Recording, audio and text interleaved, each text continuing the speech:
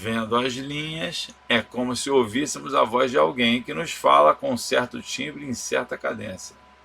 Evidentemente, as linhas se referem a alguma coisa, elas vêm carregadas de emoção, e a emoção faz com que o artista se expresse de uma maneira específica e não de outra. Portanto, em nossas aulas procuraríamos observar bem as indicações visuais, sobretudo os termos que estruturam o espaço na imagem como o artista os definiu. A seguir, mostrei alguns desenhos, a fim de ilustrar dois modos expressivos diversos e conteúdos expressivos também diversos. Tinha escolhido desenhos de Van Gogh e Leonardo da Vinci. Comparei as linhas abruptas de Van Gogh com as linhas fluidas e longas de Leonardo da Vinci. Já na conformação das linhas, se evidenciava a presença de dois temperamentos bastante diferentes. Não houve dificuldade por parte dos ouvintes em acompanhar tal raciocínio. Mas eu não queria deixar o problema nesse nível psicológico óbvio.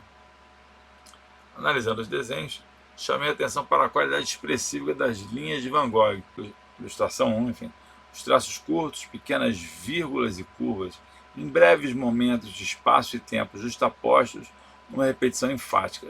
Temos aqui o exemplo, olha aqui, que ela chama de vírgulas, são esses movimentos aqui, né? Olha aqui, ó, várias curvas, pequenas curvinhas, né? É o que ela chama de pequenas vírgulas.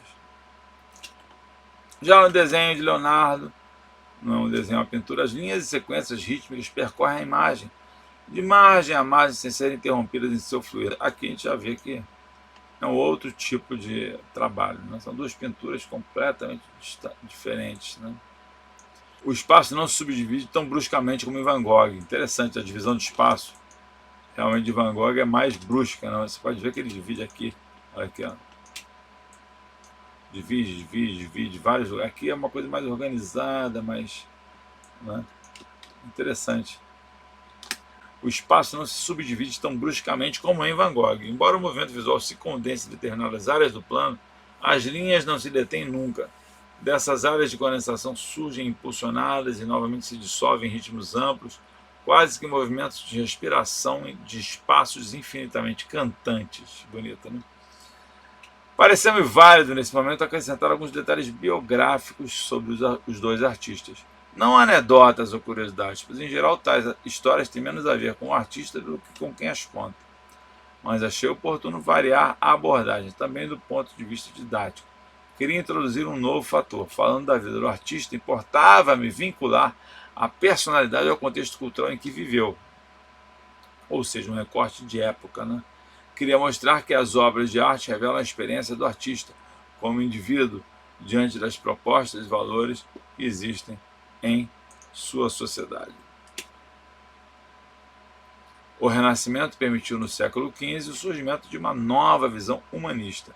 Nela, a realização de potencialidades do indivíduo veio a constituir um novo valor de vida.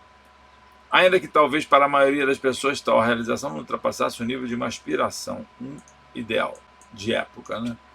Nesse contexto surge então a figura de Leonardo da Vinci, personalidade extraordinária que reúne a singular combinação de sensibilidade e poderes de articulação formal do grande artista com a objetividade de um cientista e ainda a visão mística e esperançosa de um pensador humanista. Vivendo numa época em que já se proclamava a realização da individualidade, a posição de Leonardo como artista e como intelectual lhe permitia maiores liberdades do que teria sido possível em épocas anteriores, na Idade Média, por exemplo. Mesmo assim, sua situação pessoal era bastante precária. Ele, o grande gênio pesquisador, era obrigado por vezes a literalmente bater de porta em porta pedindo emprego às cortes da Itália, oferecendo seus serviços como engenheiro construtor de fortificações, armamentos, encanamentos, ou então idealizando espetáculos para entreter e glorificar os mecenas.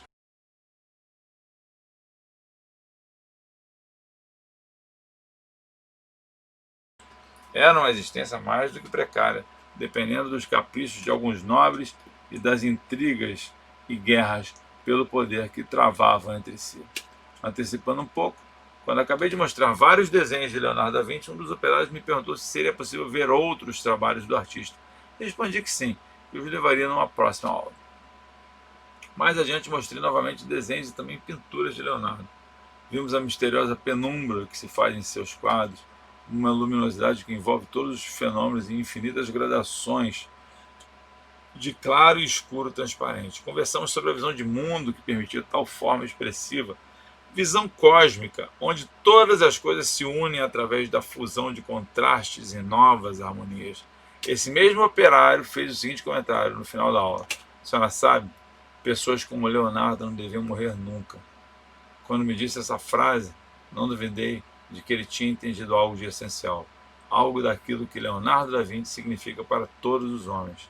Acredito também que, antes de nossas aulas, o rapaz desconhecesse, talvez não o nome, mas a obra de Leonardo, seus significados possíveis, e que a capacidade de perceber tais significados, e mais, a consciência para abraçar esse tipo de universo humano, lhe tivesse vindo pela primeira vez.